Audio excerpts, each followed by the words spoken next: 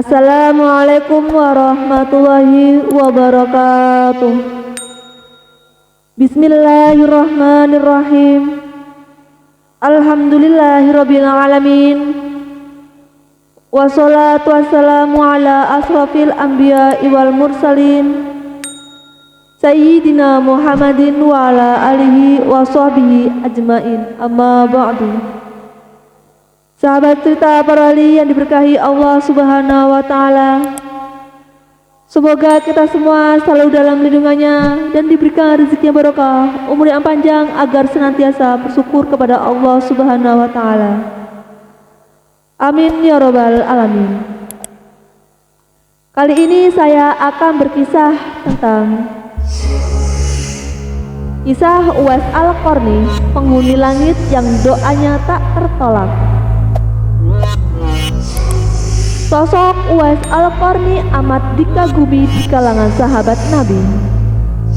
Sampai-sampai Rasulullah Shallallahu Alaihi Wasallam menyuruh para sahabat untuk meminta doa padanya. Rasulullah Shallallahu Alaihi Wasallam menyebut Uwais Al-Qarni sebagai penghuni langit yang doanya tak pernah tertolak.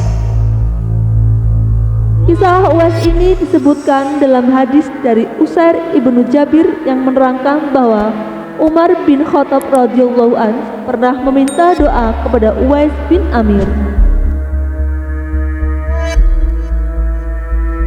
Diceritakan Rasulullah Shallallahu Alaihi Wasallam menyampaikan kepada Umar radhiyallahu anhu bahwa akan datang seorang pemuda bernama Uwais dari Yaman, suku Qaran, kabilah Murad. Dan beliau menjelaskan tanda-tanda fisiknya. Rasulullah kemudian bersabda, apabila pemuda tersebut meminta kepada Allah Subhanahu wa Ta'ala, maka doanya tidak pernah tertolak. Untuk mendapatkan doanya, Umar radhiyallahu anhu pun mencarinya dan menanyakan kepada kabilah-kabilah Yaman ketika mereka datang atau lewat Madinah. Setelah berhasil menemukannya, Umar radhiyallahu anhu selalu minta Uwais Al-Qarni untuk berdoa kepada Allah Subhanahu wa Ta'ala. Uwais pun langsung mendoakannya. Kisah tersebut termaktub dalam hadis riwayat Muslim dan Ahmad.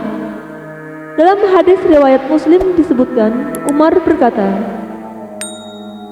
"Aku mendengar Rasulullah bersabda, sesungguhnya sebaik-baik tabi'in itu adalah orang yang bernama Uwais. Ia memiliki orang tua dan padanya terdapat kusta. Suruhlah dia untuk memohonkan ampun untuk kalian." Sementara itu dalam riwayat Ahmad disebutkan bahwa Rasulullah Shallallahu Alaihi Wasallam bersabda, "Suatu ketika apabila kalian bertemu dengan dia atau Uwais, mintalah doa dan istighfarnya. Dia adalah penghuni langit, bukan orang bumi. Hidup yatim bersama sang ibu." Uwais Al-Qarni merupakan seorang pemuda dari Yaman yang hidup yatim sejak lama. Ia tinggal bersama ibunya yang sudah tua renta.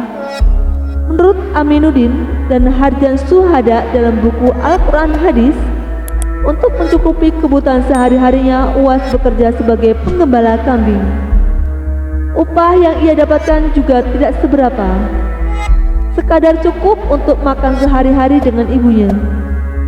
Setiap kali ada sisa, uang tersebut ia gunakan untuk membantu tetangganya yang hidup miskin dan serba kekurangan seperti dirinya.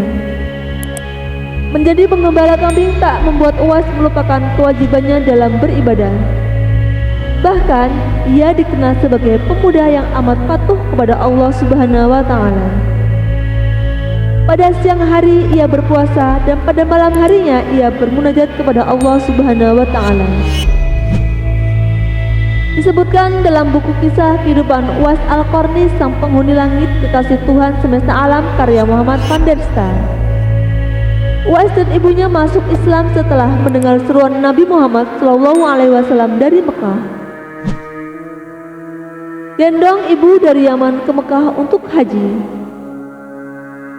Kisah menarik lainnya dari Uwais Al-Qarni adalah senantiasa memenuhi keinginan ibunya. Pada suatu ketika, sang ibu yang sudah tua renta sangat ingin pergi haji. Padahal kondisi mereka tidak memiliki uang. Kondisi tersebut membuat Uwais merasa berat untuk memenuhi keinginan sang ibu. Ia lantas mencari cara agar ibunya bisa berangkat ke Tanah Suci. Uwais kemudian memutuskan untuk membeli seekor anak lembu dan membuatkan kandang di puncak bukit. Setiap pagi ia menggendong anak lembu tersebut naik turun bukit. Banyak orang menganggapnya tindakannya itu sebagai sesuatu yang aneh. Setelah 8 bulan berlalu, berat anak lembu tersebut sudah mencapai 100 kilo. Uwais Al-Qarni merasa ototnya sudah kuat untuk mengangkat beban berat begitu musim haji tiba. Ia kemudian menggendong ibunya dari Yaman ke Mekah untuk menunaikan ibadah di Tanah Suci tersebut. Wallahu a'lam bishawab. Wassalamualaikum warahmatullahi wabarakatuh.